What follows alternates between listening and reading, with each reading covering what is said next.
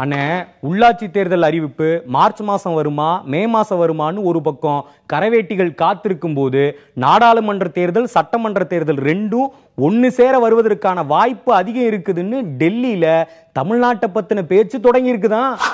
Ice ice பால் ice cup ice cone ice ஐஸே நண்பா.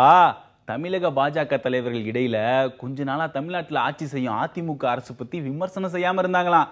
இப்போ அதிகமா மாநில அரசு பத்தி கண்டனம் தெரிவிக்க ஆரம்பிச்சிட்டாங்களாம். அதிமுக கூட கூட்டணிக்கு வாய்ப்பே இல்ல, உள்ளாட்சி தேர்தலை தனியா சந்திக்க ரெடின்னு தயாரா இருக்காங்களா. அண்ணே, டெல்லிக்கு போன துணை முதல்வர் ஓ பன்னீர்செல்வம் பிரதமர் மோடியை சந்திக்க நேரம் கேட்டும் கிடைக்கலையா. முதல்வர் எடப்பாடி பழனிசாமியும் பிரதமரை சந்திக்க வாய்ப்பு கேட்டும் கிடைக்கலையா. அது மட்டும் இல்லாம தமிழக ஆளுநர்கிட்ட அமைச்சர்கள் பத்தி எதிர்க்கட்சி தலைவர்கள் கொடுத்த புகார்கள் அறிக்கையா தயாராகுதான். நண்பா, மத்திய அரசுக்கும் மாநில அரசுக்கும் இணக்கமான போக்கு தான் இருக்குது. மத்திய அமைச்சர்களும் மாநில அமைச்சர்களும் விழாக்கள்ல இணைஞ்சு செயல்படுறாங்க. அதனால வெளிப்பார்வைக்கு அரசியல் ரீதியான விமர்சனங்கள் இருந்தாலும் மத்திய அரசுக்கும் மாநில அரசுக்கும் எந்த பிரச்சனையும் இல்லை.